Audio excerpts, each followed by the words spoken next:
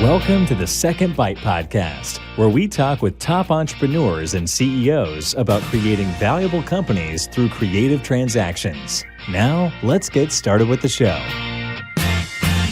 Welcome back to the Second Bite Podcast. I'm super excited today because Lindsay Frey, my guest, I've wanted to have on the podcast for a long time, and she has finally made accommodations to join me. So, Lindsay, I am super glad to have you here for this episode. No, thanks, Todd. I'm excited. I'm excited to do it. And I'm excited we were able to make this time happen. Excellent. We're going to jump in a second because there's a lot I want to unpack. I want to first say thank you. Our sponsors are the people at Fiscal Advocate. You may not know of them, but they help smaller agencies kind of get their act together financially so that they understand the real metrics that are going to impact the value of their business.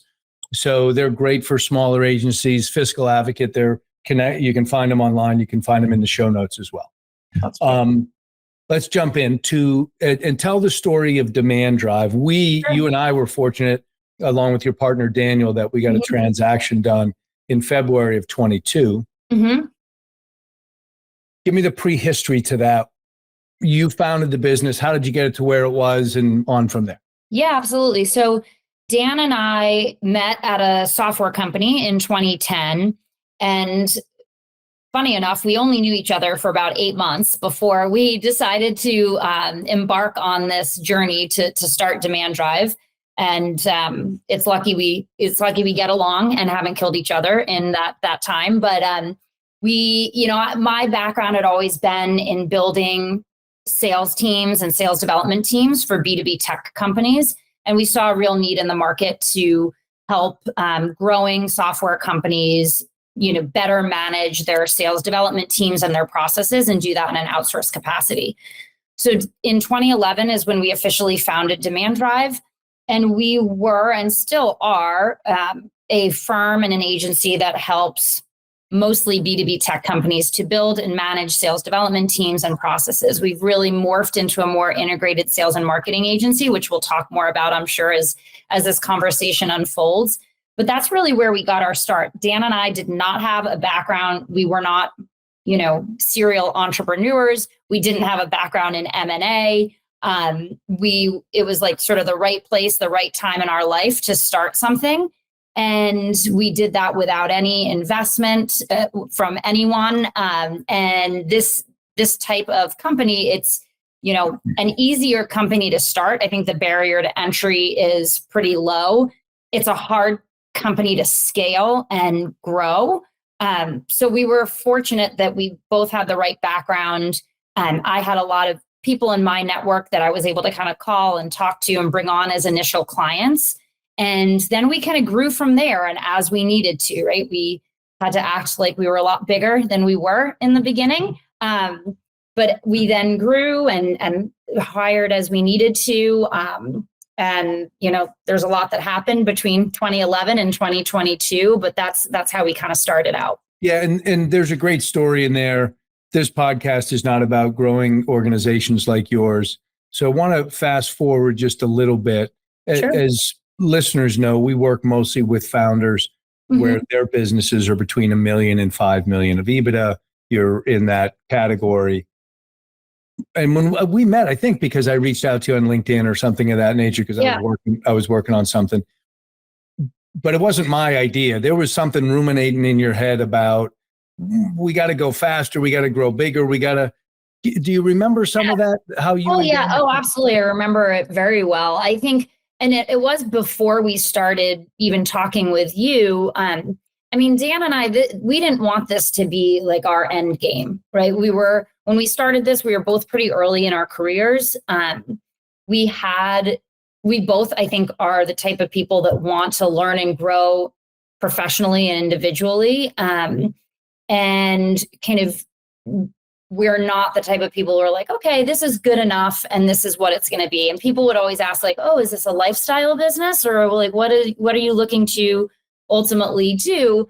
And, we got to the point where we were doing well. We were making a good living. We could have kind of continued on doing that.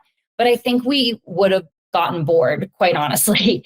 And so we started thinking about like, what's our end game here? Like, what are we looking to achieve and what's our objective? And so that's when we're like, okay, well, selling a part of the company, we talked to a couple search funds at one point, and explored different scenarios and talked to a bunch of people and got advice from people in our own network. And even when we talked to you initially, I don't think the timing was perfect. And then I think when you brought Everlane into the conversation and we met them, then that felt like, okay, right time, right people, right time, right place. But yeah, Dan and I, we never really saw this as like, we are going to ultimately retire at demandDrive, and this is all that we're going to do in our careers. I think we both have aspirations to start other businesses, to obviously grow demandDrive, which we have been doing. So hopefully that answers your question. It does. It's interesting. We did an episode with Jeff King from Barclay, mm-hmm. which is a bigger business. They spent many months on a search to find a private equity firm. And you did not. You felt more comfortable kind of when you met the folks at Everlane. Can you talk a little bit about maybe what clicked with them and this notion that, you got to go talk to a whole bunch of people to find the right partner? Yeah, absolutely. So we were kind of lucky that we didn't go out, like you said, like to market and talk to, a million different private equity firms. Where we were was we had talked, and we had been in talks for a couple months with a search fund. And there were elements of that were very compelling. And so we, as you start going through due diligence, and that's a lot of time and effort and can be a lot of distraction. And so when we ultimately decided that wasn't sort of the right path for us at that time, which was really late 2021 or mid 2021, you, I think, called probably weeks after. I don't know if you were secretly spying on us or how you knew, but it was a perfect timing situation where you called Dan, I think, and Dan kind of came to me and was like, hey, Todd knows of this PE company and they invest in, services business. Here's their sort of thesis. It kind of fits exactly what we're looking to do. And I'm like, I honestly don't know if I can emotionally go through this. And I was a little bit more reticent at that moment to go through it. And he's like, no, let's at least talk to them. I'm like, fine, we'll talk to this one group and we'll see. Otherwise, I think we should just hold and continue to grow it as we have been. So to your point, long story short, Dan initially went in to meet with them. I was on a Zoom call. They're in your backyard. Yes, I should say that. So they're in Boston and we're in Waltham. So for people who don't. Did that help the process in your mind? 100%. I think it helped the process a ton. For me, it did, because once we had that initial meeting, I was like, okay, they're smart. They know what they're talking about. They invest in businesses like us. So they understand the nuance of a services company, especially when it comes to sales and marketing services. So I liked that. And they were local. So I said, let's meet them. Let's go have dinner with them. Let's continue the conversation. And then we met them and I was like, they're great. They're totally our type of people, smart, fun, competent, capable, and have sort of the same vision that we did and that we do. And what was also really interesting to me is that they didn't want to come in and run the operations of demandDrive. And they were like, you guys know how to do that. We want to be here to help you grow, to execute on M&A, and to lend advice and strategy when needed. But you guys know how to do this effectively. So that resonated with me a lot. But yes, to answer your question, I think a lot had to do with their geographic proximity and the fact that we all did mesh really well together. And so that is something, people have to play out for themselves, right? And I can't predict that for others, right? So right. One thing that I think is helpful. So in your transaction, roughly you took 2/3 in cash and 1/3 in equity. Correct. But the third in equity that you got resulted in almost 50% of the business. That's right. And that was because of the use of debt. Mm-hmm. And you were, prior to this, there's no debt in the business. Okay. You didn't have any leverage. You didn't do any of that. Can you explain to listeners a little bit about, was that emotionally difficult for you to overcome? And what were the benefits in terms of more equity that you had with the trade-off of carrying that debt? Yeah. So for me personally, right, and maybe Dan might have a different answer for you, but so your first point was something that was really impactful and important to me. So when Everlane outlined the deal structure, to your point, there was a large portion of rolled equity there, and that meant that we were, and even with sort of what we were talking about prior, like the search funds we were talking to, we would have only rolled like 20%. We would have held on to about 20% of the company. In this, we held on to, I think it was like 47 or 48%. 48 and change. Yeah. Yeah. So, I mean, to us, it was like, it's pretty much 50-50, So the fact that we were able to retain, hold on to pretty much 50% of the equity there in the business was really compelling to me. It made me feel like I was still extremely tied to the company as a founder, as a leader. And I think also, right, it gives you that extra incentive to push to grow, right? Because you still have so much tied up in the business.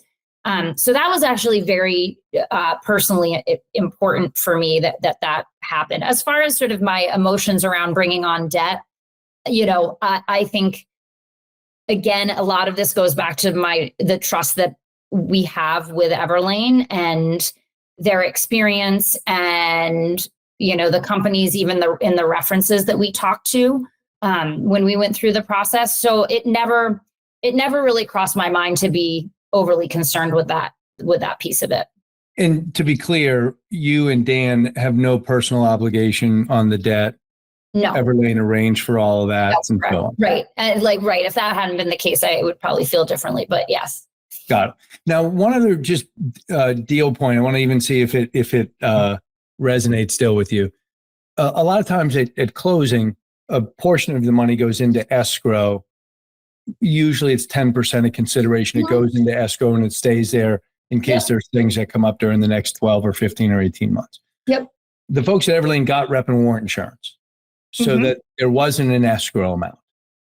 Do you remember anything about that? And in hindsight, would you have done it any differently? I feel like we did have an escrow amount. There was a 12-month escrow amount, wasn't there? There might have been on the working capital amount. Yeah, maybe that there was something that then happened 18 months later. Okay. I think you're making me go back to over 2 years, Todd. So I'm sorry. Everlane's going to watch this. Let me drill down on that for a second then, because I think this is really telling, right? Because at the time, we got the money back. Is, I guess, if we're jumping to the conclusion here, is there was no issue with that. There were no issues. B, at the time, talking about escrow and all of those things are all kind of stressful, kind of big points, kind of, oh my God, we got to do this, and this. And here you are, 2 years later, and you can't even remember if we had it or what it was. And I'm like, did we? No, what's really funny on this topic, and because you go through this, and for other people that are probably listening that are contemplating going through a transaction like this, you go through the due diligence process, you're going to get on calls with your own attorneys without, the private equity firm. And they make, it is like intense. And they make things like this. If you do not win on this point, things are going to blow up. And you go through these operating agreements and all of these points in documents. And do you think I have opened these documents once since our closing? Not at all. And I remember Evan, the head of Everlane, from Everlane, yes, saying because we'd write down all of our questions from the lawyers, and then we would get on a call with Everlane, and then we'd say, we need to address these points. And Evan would, we would address each point one by one, and they have their own attorneys. And, I can't say attorneys make any situation better but they're there for a reason. But when we'd have a conversation, Evan's like, listen, what happens is we're going to talk about this document, and then you will put it in a drawer, and it will never be brought out or really discussed again. But we need it there, like as a just in case. And he's right. I mean, we've not had to reference it. We haven't taken any issue with it. To your point, like I can't even remember if there was escrow or what the amount is. If there was, we got it back. Yeah. One of the things I've learned from Evan is he uses this phrase sometimes where we want to force a conversation, right? And he is very good about this. As he said to me, in your case, we're going to be essentially 50-50 partners with them. Right. We can win a legal point and piss off our operating partners. Yeah. And that will cost us a lot more than whatever we think we want on the legal point. Right. And I think a lot of good private equity groups and good acquirers take that position, which I'll segue into. That's now become part of your future, right? Because demandDrive, you've done 2 acquisitions so far. Correct. Yep. What do you think was the biggest part where the light bulb went off as the buyer, as the acquirer, where you now said, oh, I understand why I didn't understand it as a seller and why this is so important to the buyer? Yeah, I mean, it is like interesting, right? Because now I have both perspectives. And just even going, like you said, we've acquired these 2 companies, but Dan and I have been on tons of calls with potential acquisition targets, just, qualifying different organizations. So you just start the questions that I thought were so cutting edge and like groundbreaking. Like, has anybody ever thought of this question? Like, we need to write this down and ask because it's all new to me, right? And now that I've gone through this and I hear the questions being asked over and over, and I go to Evan, I'm like, oh my God, you must be so tired of these conversations because they're the same for they sort of follow the same formula a little bit. Everybody brings up the same points. They have the same sticking points. So it is interesting now. And I when we did acquire the 2 companies, Dan and I would have conversations like with just the companies without Everlane saying, hey, like we had these same questions and we can tell you honestly, this is what you need to worry about and this is what you don't need to worry about. But it does give you that interesting perspective just to see like everyone has the same questions. And the same things matter, right? Because you're a founder, there's an emotional piece of this. This is a company that you built, and there's emotions tied into that, I think. And the 2 acquisitions that you did, they're both, and one of them, Andrew, was on the podcast as well. So you can go back and listen to that from Digital Impulse. Yep. And he talks about it fulfilling what he wanted to do with his business and his career. So I know he's still with the business, and the company you bought before that is still with the business. Yes. Does it make acquisition easier when you're acquiring somebody that's going to be a partner, or do you raise the bar a little bit more and become a little bit more exclusive for who you'll let into the demandDrive Club? Yeah, no, it's a good question. And I think it probably changes over time, right? So the these first 2 acquisitions that we did, it was very important that, and I think to Everlane, it's important that in general, founders are looking to stay on and be a part of the team. Like, I think that's important to all of us, at least for a time period.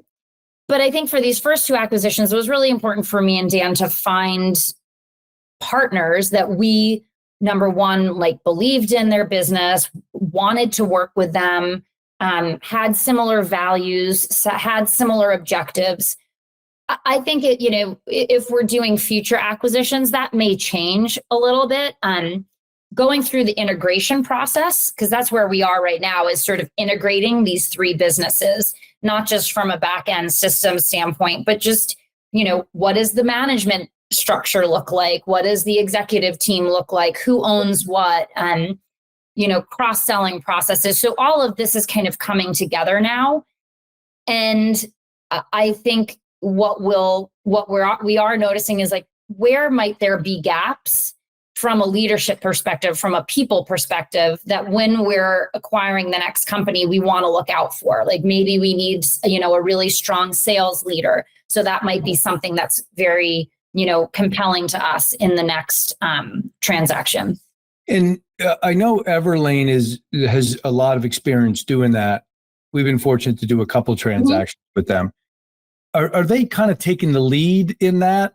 And, I know that you've done 2 acquisitions, but you've spoken to many. Yep. Do they source all those for you, or are you finding them on your own? How does that come about? It's kind of been a mix, honestly. I think they have somebody internally that has been searching. They'll leverage obviously their network to bring them things. Dan and I have introduced them to a couple people that are partners of ours. So I think but they very much involve us in the process. And their big thing is, you guys can be as involved as you want to be. If you want to both be on every single call, if you want to kind of divide and conquer, if you want us to take initial vetting calls. So they've been very open to accommodating, our availability and how much we want to be involved. And for the most part, Dan and I have wanted to stay pretty tightly involved in the acquisition process. What would happen if they said, geez, we found a great fit, it's going to be awesome, and you guys didn't like them? What would happen to that? They would punt on it. That would be it. That would be it. Huh. Okay. Yeah. I guess. At least because that has happened where they were, really bullish about someone. And then, Dan and I have a couple conversations and we're like, we're not so sure. And then, we'll kind of punt and go back to the drawing board. I mean, I wouldn't say there's been a situation where either party has felt so strongly and the other party felt so strongly that it wasn't a fit. It's usually like, hey, this seems interesting. And the other party's like, we have some concerns here. And then we'll think, okay, yeah, that's legitimate, or vice versa. Right. But I can tell you, like, if Dan and I felt very strongly about, like, this is not the right fit for us, we are adamantly against it, they would not move forward. That's good to hear. You were answered a couple questions for me on the Founder Series. And one of them was, do I have a boss now? Right. So for folks listening, you can go back and listen to the Founder Series, which turned out to be very helpful. But how would you comment on that? Right, it's post close. You're still the CEO at the company you founded, and all. What's the most different thing? What do you value the most, and what did it take you the longest to get comfortable with as a different environment?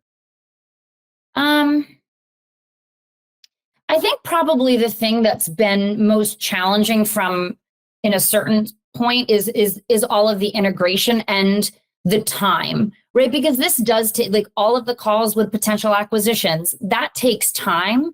And we all have our day job, right? I'm still doing a lot of, new client acquisition for demandDrive, helping with client success. Dan's still doing a lot of operations and strategy and finance. So that said, we have brought on an official CFO. So Everlane does help with kind of helping to bring on some strategic hires to free our time up.